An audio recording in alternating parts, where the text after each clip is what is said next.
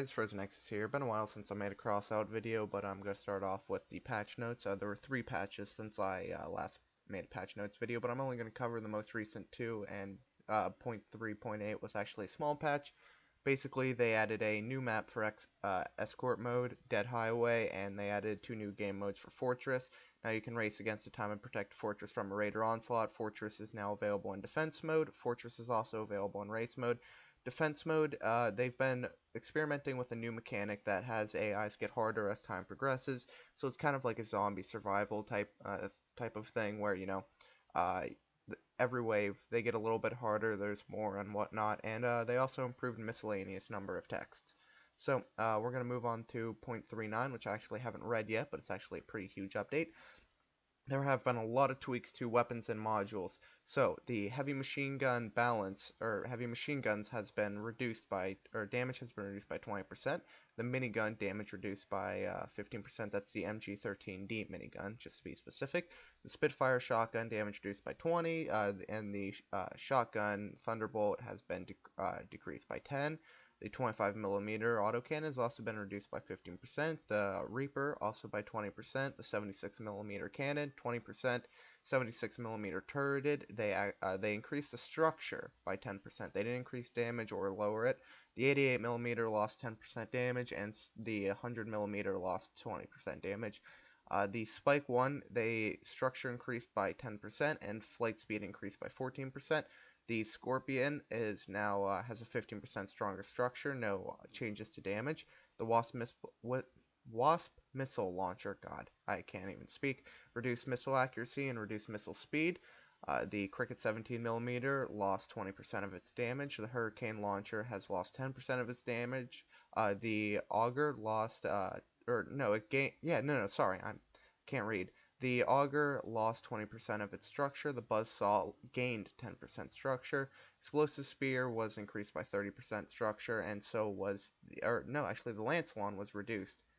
Both the Explosive and Lancelot were reduced. Sorry, they keep switching. I wish they would have done this all in order. All the stuff they reduced and all the stuff they added would have been nice, but nope, it's all over the place. The Porcupine damage reduced by 20%, and the turret structure increased by 10%. Raids, we are changing the balance of raids mainly in direction of increasing difficulty so that enemy AIs give players a bit of challenge. However, we have reduced tower strength on hard difficulty and assault mode and improved other game dynamics. Defense, reduced enemy structure on hard mode. Race, increased enemy structure on normal mode. Siege, they reduced tower strength on hard mode. And for heist, they made a few changes. They increased the number of enemy spawns, increased light enemy spawn frequency, changed enemy behavior, and the number of opponents increased to 12. Alright, so actually that was not as long as I thought it was going to be, so I'm going to cover 0.372, even though, it was, I don't know, I should have done this one first, but you know what, they don't put everything in order from reduced and increased, so I don't have to go in order of their patch notes. They added the new weapon, Spike 1, they have also added the new event, Night Raiders. New parts, they've added new wheels. It's not uncommon among Kneche to fashion their own wheels in a style of old cannon wheels. So there's a new wheel. A new decor, there's an armored skull, a bludgeon, a huntsman horn. New paint is plate steel, Teutonic? Yeah, Teutonic stripes, Teutonic eagle, and Teutonic cross.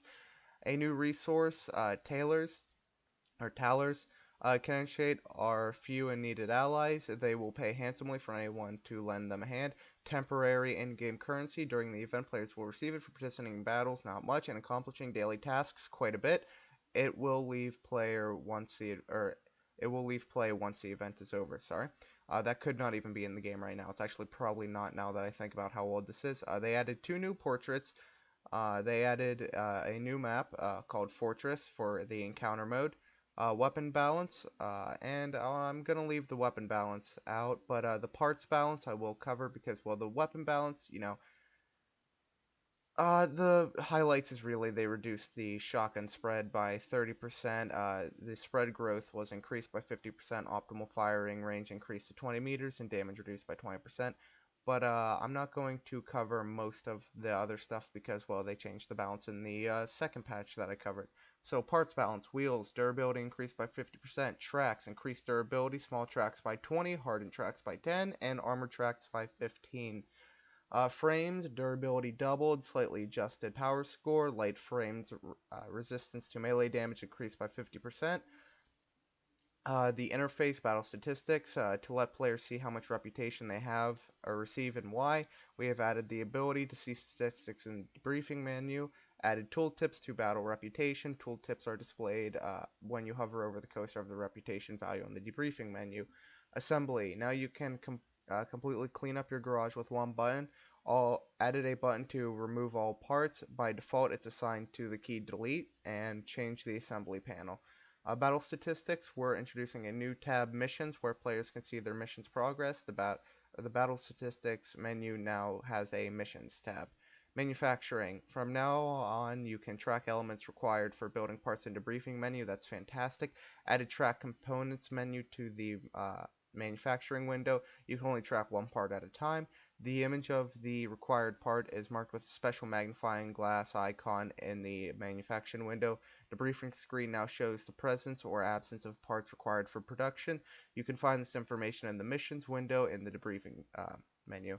German localization. Today, German localization comes out. Now the people in Berlin, Bern, Vienna, and the entire German-speaking world can PLA, I think that was supposed to be play, and communicate in their native language. Language can be changed in the game settings. Oh, it's nice they added German language. New models. Our wheels are now even more brutal. New models for spiked wheels and wheel chains. The new models look great. I will post a picture on the screen now. Reputation. The first thing the survivor does in the morning is get into the car and drive off to sunrise and victory. We'll let him savor the moment. First victory of the day brings 50% more reputation. That's cool. There were a lot of miscellaneous things. They refined several part models, improved turn explosion effect. We're introducing a new weapon, a flamethrower, and its effectiveness is currently being tested on machines under AI control. And they added a flamethrower for machines under AI control. So AIs have flamethrowers. We can't have them because, we're just peasants. And 2 bug fixes. Fixed the bug with faction leader head shifting, and fixed errors in several upgrade descriptions. Alright, so I'm all caught up on the patch notes now. I just covered the most important stuff. I'm going to get better at covering the patch notes, even if I'm not playing Crossout. This is something that I should still work on keeping up with because, well, this is probably my most watched series. So, yeah, I'm definitely going to keep up with the patch notes. I do hope you enjoyed, and I'll see you in the next one. Peace out. Hold me close till I get up. Time is barely on our side. I don't want to waste what's left. The storms we chase are leading us, and love is all we'll ever trust. Yeah, no, I don't want to waste what's left. And on we'll go, through the wastelands, through the highways, till my shadow turns to sun rays.